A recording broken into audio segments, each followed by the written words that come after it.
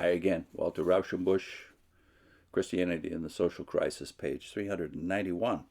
He's in the middle of a discussion of communism in its family and church and education application, and is in 1907 wondering why some very powerful elements in the church are so resistant to the communist ideal.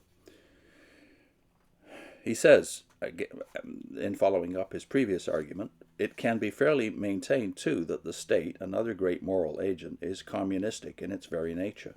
It is the organization by which the people administer their common property and attend to their common interests.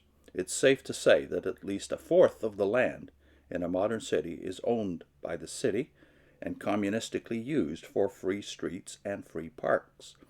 Our modern state is the outcome of a long development toward communism. Warfare and military defense were formerly the private affair of the nobles. They are now the business of the entire nation.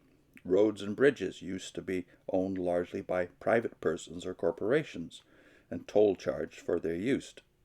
They are now communistic with rare exceptions. Putting out fires used to be left to private enterprise. Today, our fire departments are communistic. Schools used to be private. They are now public. Great men formerly had private parks and admitted the public as a matter of favor. The people now have public parks and admit the great men as a matter of right. The right of jurisdiction was formerly often an appurtenance of the great landowners. It is now controlled by the people.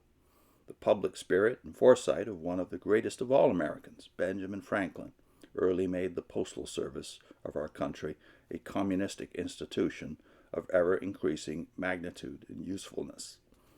In no case in which communistic ownership has firmly established itself is there any desire to recede from it. The unrest and dissatisfaction is all at those points where the state is not yet communistic. The waterworks in most of our cities are owned and operated by the community, and there is never more than local and temporary dissatisfaction about this great necessity of life, because any genuine complaint by the people as users of water can be promptly remedied by the people as suppliers of water.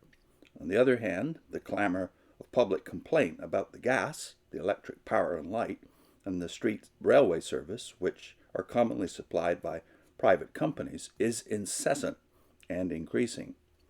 While the railway lines were competing, they wasted on needless parallel roads enough capital to build a comfortable home for every family in the country. Now that they have nearly ceased to compete, the grievances of their monopoly are among the gravest problems of our national life. The competitive duplication of plant and labor by our express companies is folly, and their exorbitant charges are a drag on the economic welfare and the common comfort of our whole nation. This condition continues not because of their efficiency, but because of their sinister influence on Congress. They are an economic anachronism. Thus the state, too, is essentially a communistic institution. It has voluntarily limited its functions and left many things to private initiative. The political philosophy of the 19th century constantly preached to the state that the best state was that which governed least, just as the best child was that which moved least. Yet it has almost imperceptibly gathered to itself many of the functions which were formerly exercised by private undertakings. And there is no desire anywhere to turn public education, fire protection, sanitation, or the supply of water over to private concerns. But the distinctively modern utilities which have been invented or perfected during the reign of capitalism and during the prevalence of individualistic political theories have been seized and appropriated by private concerns. The railways, the street railways, the telegraph, the telephone, electric power and light, gas, these are all modern. The swift hand of capitalism seized them and has exploited them to its immense profit. Other countries have long ago begun to draw these modern public necessities within the communistic functions of the state. In our country, a variety of causes, good and bad, have combined to check that process. But the trend is manifestly in the direction of giving state communism a wider sweep hereafter. And he's not finished yet. I'll put in a link to several videos. I think it's 4 altogether. They're linked together. Solomon in all his glory.